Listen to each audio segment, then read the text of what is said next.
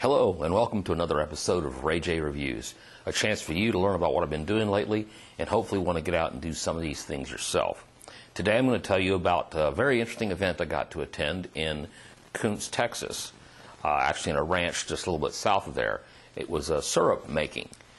Floyd Boyett he owns the ranch there and has been doing syrup making there for about 15 years.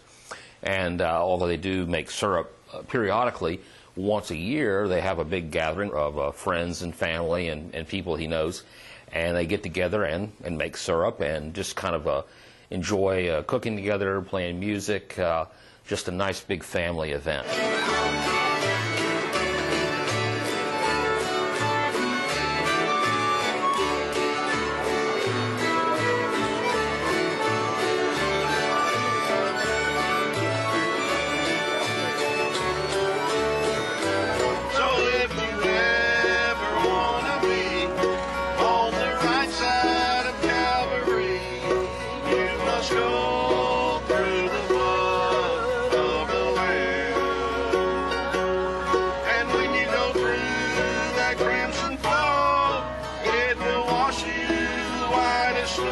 I got to learn a lot of new things that day.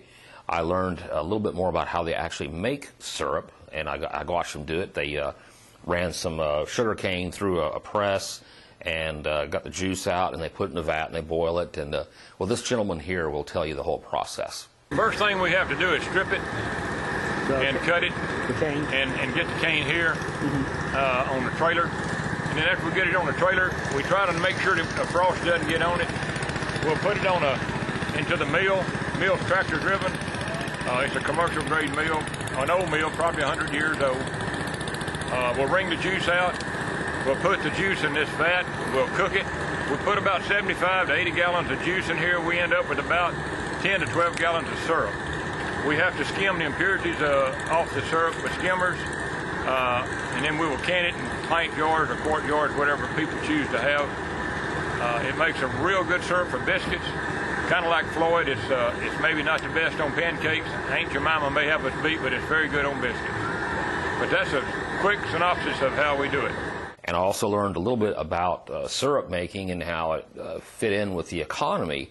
And Floyd is going to tell you a little bit more about all that and the whole history of what he's been doing. I'm Floyd Willis Boyett, and this is my farm here just south of Kountze. The farm is called Raven Acres. It had that name when I purchased it about 20 years ago. We started making syrup, I think this is my 15th or 16th year to do it.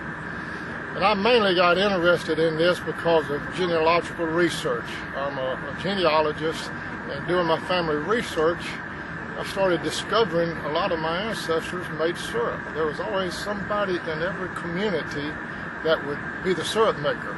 Syrup was actually a commodity. You could pay for items with cans of syrup because you couldn't go to the store and buy a 5-pound bag of sugar. You had to use syrup to sweeten your desserts and anything else you was cooking with. So it was just a commodity. But usually only one person in a community had the funds to buy the machinery to mill the cane and the vats to cook it in and all of the supplies that was needed.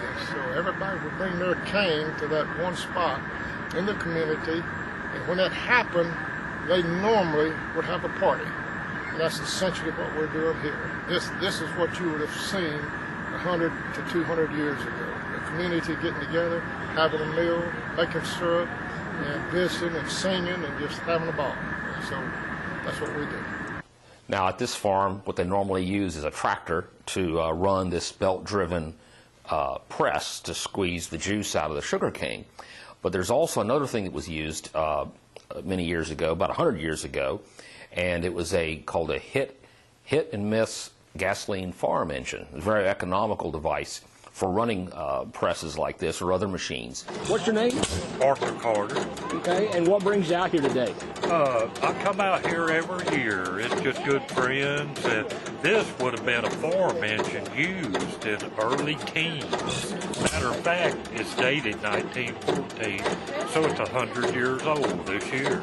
And what'd you call it? What kind of motor is it? It's a hit-miss gasoline farm engine.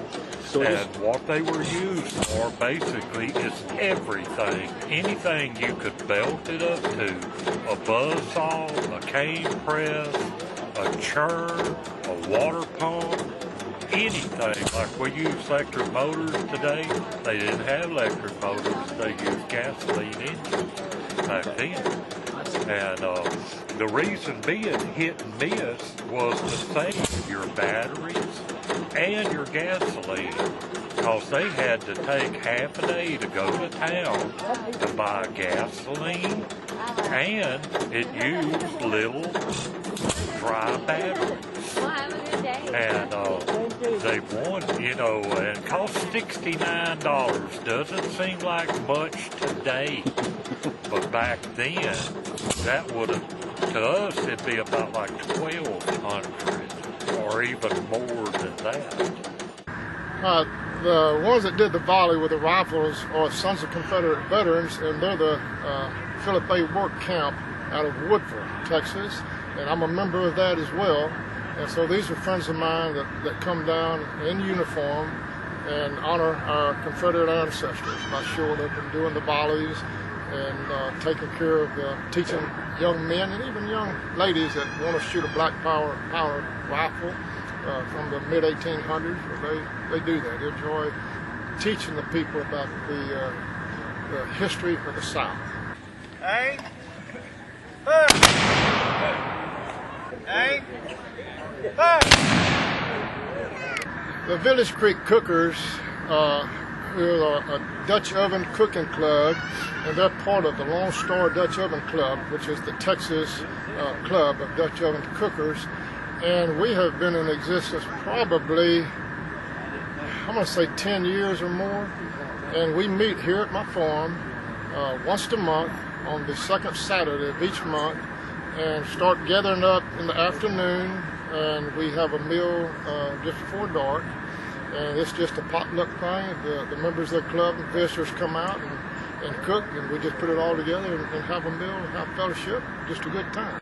Now, this is not a big public event where everyone goes to. It's just by word of mouth and so forth. So you probably won't get to this actual event, but there are syrup making events in October and November around the East Texas area, and I would encourage you to go out and see one of these sometime. Also, I'd like to encourage you to go look at my other episodes and see what else I've been doing.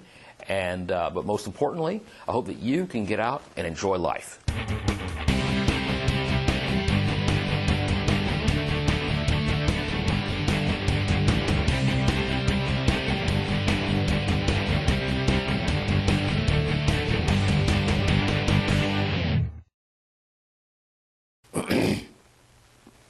I got to learn a lot. I got to learn a lot that weekend. I got to learn